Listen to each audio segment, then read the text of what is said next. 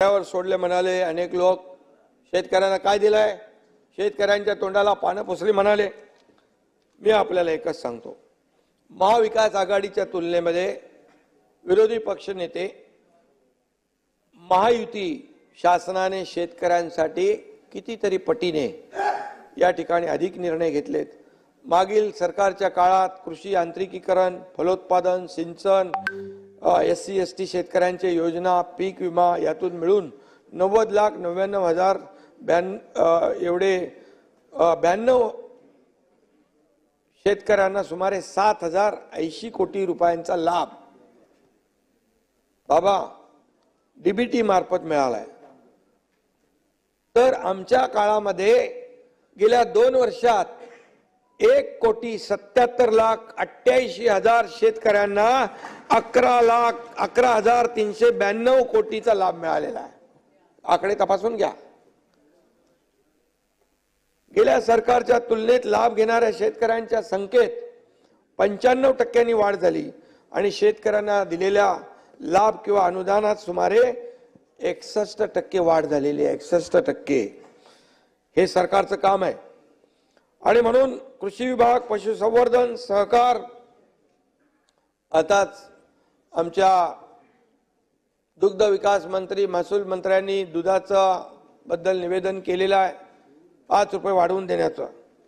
अन्न नागरी पुरवठा अशा विविध विभागाकडून अध्यक्ष महोदय 44,000 कोटीपेक्षा जास्त निधी शेतीसाठी देण्याची प्रक्रिया सुरू आहे। आणि नमो शेतकरी महासन्मान योजना 92,43,000 शेतकऱ्यांना 5,318 कोटी 47 लाख लाभ या ठिकाणी दिलेला आहे। प्रधानमंत्री किसान सन्मान निधीमध्ये 85.66 लाख शेतकऱ्यांना लाभ मिळालेला आहे। 31,000 कोटींपेक्षा जास्त रक्कम 16 हप्त्यात थेट बँकेत जमा सरकारने केलेली आहे। महात्मा ज्योतिराव फुले शेतकरी कर्जमुक्ती योजनेमध्ये जे महाविकास आघाडीने कर्ज माफी केली होती त्यातल्या उरलेल्या 14,33,000 लोकांना पण महायुती सरकारने पैसे दिले आणि प्रोत्साहनपर रक्कम जे कर्जफेड नियमित करत होते त्यांना 50,000 रुपयापर्यंत जो निर्णय घेतला होता महाविकास आघाडीने त्यातला एकही रुपया दिला नव्हता। ते सर्व पैसे देण्याचं काम महायुती सरकारने केलेलं आहे आणि ते 5,190 कोटी रुपये। हे आकडे लिहून घ्या, तपासून घ्या। गेल्या सरकारच्या काळात उर्वरित शेतकऱ्यांना जो काही लाभ दिला मी सांगितलं। पीक कर्ज मंजूर करताना सिबिलचा वापर करून कर्जापासून वंचित ठेवण्यात येऊ नये असे आदेश आम्ही दिलेत। अनिलराव ऐका। आणि प्रसंगी संबंधित बँकांवर FIR नोंदवून कार्यवाही करण्याचा देखील निर्णय सरकारने घेतलेला आहे। महाराष्ट्र दुष्काळ मुक्त करण्यासाठी नदी जोड प्रकल्पांना वेग देणं, नदी जोड दमणगंगा पिंजाळ यासाठी 508 कोटी, कोकण गोदावरी खोरे 6,665 कोटी, कोकण तापी खोरे 6,277 कोटी, वैनगंगा नळगंगा याचं देखील आपण मोठं काम करतोय आणि त्यासाठी देखील ही योजना सरकार राबवणार आहे। आणि तापी महाकाय पुनर्भरण 19,243 कोटी अशा योजना अध्यक्ष महोदय आपले सरकार राबवत आहे। आणि म्हणून यामध्ये वैनगंगा नळगंगा नदी जोड प्रकल्प नागपूर, वर्धा, अमरावती, यवतमाळ, अकोला, बुलढाणा या जिल्ह्यातल्या 3,71,277 हेक्टर क्षेत्रास याचा सिंचनाचा लाभ होणार आहे। एवढं सांगण्याचं कारण काही लोकांनी असे प्रश्न विचारलेले आहेत। मराठवाड्यात 11 जलसंपदा प्रकल्पांना मान्यता दिली आहे। 13,677 कोटींचा सुधारित वाढीव खर्च देखील मंजूर आपण केलेला आहे। अध्यक्ष महोदय, पश्चिमी नदी वाहिनी नद्यांचे समुद्रात जाणारे पाणी गोदावरी खोऱ्यात वळविण्याचा देखील आपण निर्णय घेतला आहे। त्यामध्ये पाणी वळवण्याची 14,040 कोटींची योजना आपण राबवतोय। कोकणातलं सिंचन वाढवण्यासाठी समुद्रात वाहून जाणारं पाणी 67 TMC बंधारे घालून जे काय उपाययोजना करून त्या ठिकाणी कोकणातला सिंचनाचा अनुशेष भरून काढण्याचा निर्णय देखील आपलं सरकार घेत आहे।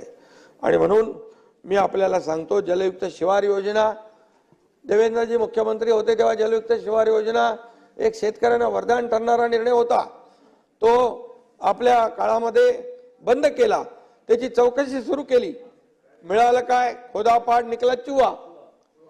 आणि शेतकऱ्यांना हिताचा निर्णय आपण रद्द केला, पण आपलं सरकार आमचं महायुतीचं आल्यानंतर ते पुन्हा चालू केलं।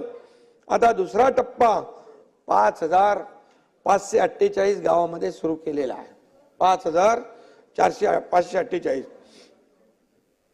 मागील सरकारच्या काळात जलसंपदा प्रकल्प जवळपास मृत झाले होते।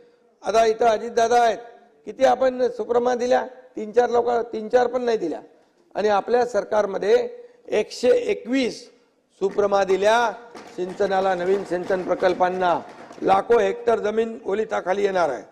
आणि म्हणून या ठिकाणी अवर्चन प्रवण भागासाठी देखील वरदान ठरणारा 50 वर्ष रखडलेला निळवंडे सिंचन प्रकल्प मोदी साहेब स्वतः आले होते।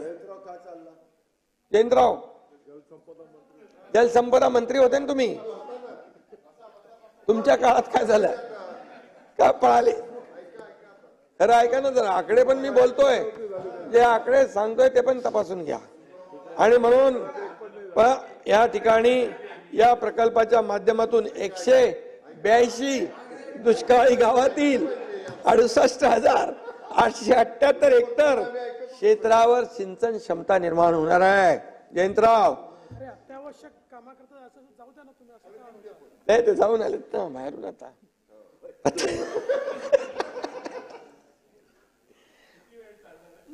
5 मिनिटं मराठवाडा लवकर, तुमच्यासाठी लवकर संपवतो।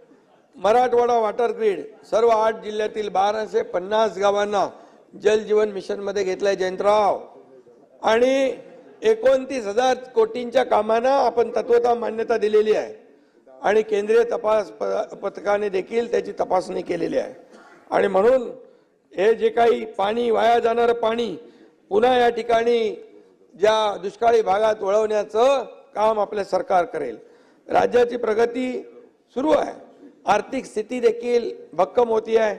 आर्थिक पाहणी अहवाल जो आहे त्याच्यामध्ये विरोधकांनी टीका सुरू केली होती, परंतु दरडोई उत्पन्नात महाराष्ट्र 6व्या स्थानावर गेला अशी टीका केली।